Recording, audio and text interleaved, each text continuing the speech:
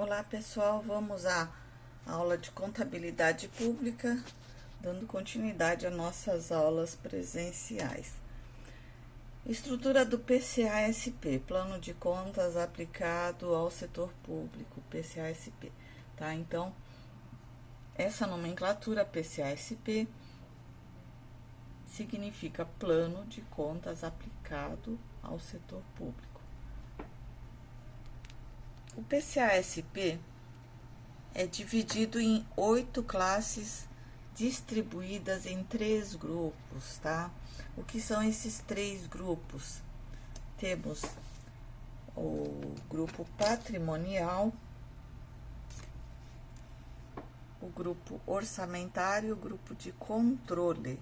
O que são esses grupos? Temos aqui um quadrinho que mostra os 3 grupos, né? Patrimonial, orçamentário e controle, e as 8 classes de contas do PCA-SP. Então, no patrimonial é o grupo que é similar a todas as contas que a gente usa na contabilidade geral, né? Que a gente está acostumada a ver no curso aqui de Ciências Contábeis, com princípios contábeis, né, todos aqueles procedimentos. Então, as contas que começam com o número 1 são as contas do ativo, as contas que começam com o número 2 são contas do passivo, as contas que começam com o número 3 são contas de variação patrimonial diminutiva. Como nós comentamos já em aula anterior, né, essa é uma nomenclatura que se dá no setor público às contas de despesa, porque as despesas diminuem o patrimônio líquido, né? As contas que começam com o número 4 são de variação patrimonial aumentativa, isto é, receitas, né? Porque as receitas aumentam o patrimônio líquido. Ok, então, aí, até aqui são contas que vocês estão familiarizadas, né? Familiarizados. Tem rapazes na aula, né? As contas do grupo orçamentário, tá? São contas típicas de setor público, porque só eles fazem contabilização do orçamento. No 5, nós temos as contas que são de aprovação do planejamento orçamento. Então, são contas onde tem o próprio orçamento, tanto débito quanto crédito, vão ter número 5 na frente, indicando que se trata de valores e de conta do orçamento. As contas de número 6 são a execução do planejamento e orçamento, tá? Então, vão sendo contabilizados os fatos que ocorrem no decorrer do ano onde se executa o orçamento.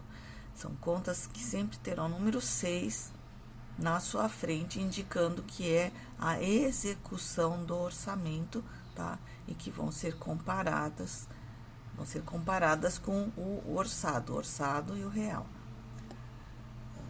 Finalmente, temos a conta de controle, né? O grupo de controle, que tem contas que começam com o número 7 e contas que começam com o número 8. São contas de compensação, onde você vai ter o débito e um crédito, né? Ou vice-versa. O 7 começa as contas que estão do lado esquerdo, né? Ou seja, conta de compensação ativa, 8 contas de compensação passiva, e eles são para controlar fatos administrativos, fatos da gestão, por exemplo, a quantidade de contratos em aberto, controle de algum estoque, alguma fiança concedida, enfim, são itens da gestão que são controlados para depois servir para fazer notas explicativas, né, relatórios, etc. Não são contas patrimoniais. Então, o grupo patrimonial, né, são as contas com informações de natureza patrimonial. É o grupo que vocês conhecem bem, que é similar à contabilidade geral de empresas com fins lucrativos, tá? Aqui tá escrito errado, não é sem fins lucrativos. Eu já vou arrumar antes de postar esse vídeo para vocês, tá? É com fins lucrativos, mas também sem fins lucrativos são similares, porque vocês viram na contabilidade do terceiro setor que basicamente o terceiro setor também usa os mesmos princípios contábeis, procedimentos da contabilidade geral. Então, as classes 1 e 2 aqui são as definições normais de o que é um ativo, o que é um passivo, né? Então, uma definição de ativo é recurso controlado no presente pela entidade como resultado de evento passado, e passivo a definição é obrigação presente, é uma dívida derivada de eventos de evento passado, cuja extinção deva resultar na saída de recursos da entidade.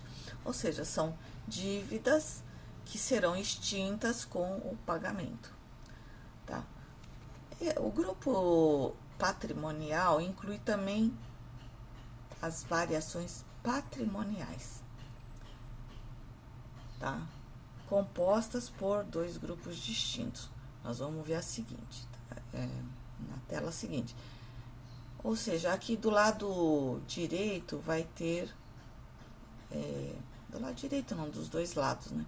Nós temos no grupo patrimonial, como nós vimos lá no quadrinho anterior, o grupo de variações patrimoniais, que basicamente seriam as receitas, as despesas.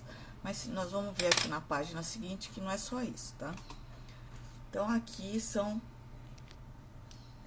as variações patrimoniais. Elas existem de dois tipos: as variações patrimoniais quantitativas e as variações patrimoniais qualitativas, tá? Então, não é uma coisa só. Aqui nas quantitativas, nós temos as contas contábeis de classe 3 e classe 4, que são as despesas e as receitas, como nós falamos no quadrinho anterior, né? As variações patrimoniais diminutivas são as despesas, grosso modo falando, né? Que diminuem o patrimônio líquido da entidade governamental. E as variações patrimoniais aumentativas são aquelas que aumentam o patrimônio líquido, né? Então, são receitas. O que são as variações patrimoniais qualitativas? Em contabilidade geral, a gente conhece isso como fatos contábeis permutativos, porque ele não altera o patrimônio líquido, não aumenta nem diminui o patrimônio líquido, porém altera a composição dos elementos patrimoniais. O que significa assim que são fatos contábeis que só muda de linha.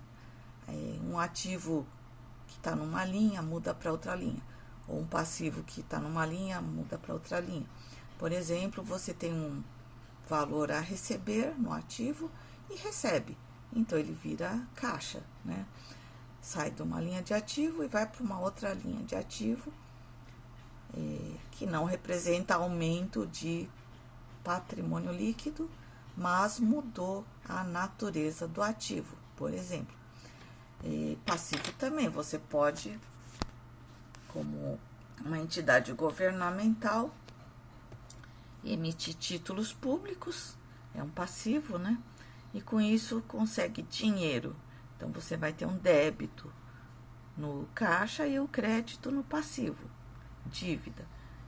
Não há mudança no patrimônio líquido. Então, o que é a variação patrimonial qualitativa? É sempre quando muda de linha? Não, não é só isso. É quando mexe no caixa, na parte financeira. Então, num exemplo, eu tinha um valor a receber no ativo e esse valor foi recebido e virou dinheiro, tá? É uma fonte de dinheiro, entrou dinheiro, mas não houve receita, ok? É uma fonte de dinheiro, então uma variação patrimonial qualitativa, porque as receitas elas representam um ingresso de dinheiro, né? Mas as receitas mudam o patrimônio líquido. Outro exemplo que eu dei foi de o governo precisar de dinheiro, emite títulos, né? E contrai uma dívida e recebe dinheiro. Esse dinheiro vai entrar no caixa, é uma fonte de dinheiro, mas não foi através de receita, mas sim através de um endividamento. Da mesma forma, também a variação patrimonial qualitativa pode ser para diminuir o caixa, né, do setor público. Por exemplo, quando vence algum título público, o governo tem que pagar, né? Ao efetuar esse pagamento, o caixa do setor público diminui, liquidando uma dívida. Mas então essa diminuição de caixa não é por causa de uma despesa, não é um item que reduz o patrimônio líquido, ok? Mas sim é uma liquidação, diminuindo o caixa, né, acreditando caixa e debitando um passivo, uma dívida e pagando-se uma dívida, ok? Isso é a variação patrimonial qualitativa. Então, aqui retomando, né, essa explicação sobre o grupo orçamentário, que são as contas com informações de natureza orçamentária, né? Então, as contas de classe 5 e 6. 5 é a aprovação do planejamento e orçamento, são valores orçados, todas as contas começam com 5, tanto de receita quanto de despesa. Todas as contas do orçamento começam com o número 5, não importa se forem receitas ou despesas, tá? O número começa com 5. E quando se faz a execução do planejamento e orçamento no decorrer do ano, utiliza-se contas de classe 6, ok? Que vai ser durante o decorrer do ano a execução do orçamento. Então, aqui as contas que começam com 5 é orçado, as contas que começam com 6 é o real. E, finalmente, aqui temos as contas de compensação, que são grupo de controle, são contas de informações de natureza de controle. Elas registram os atos de gestão permitindo o controle. Então, ela permite controlar os atos de gestão em geral que não corresponde à entrada ou não corresponde aos lançamentos contábeis patrimoniais que nós já fizemos, né? Lá em cima. Então, elas vão ser contas de classe 7 e 8. Toda conta que começa com 7 são contas de compensação ativa. As contas que começam com 8 são contas de compensação passiva. Ok? Então, gente, vamos terminando essa parte aqui da aula. Depois eu vou postar o vídeo da nossa continuação do assunto que estamos tratando. Até mais, gente!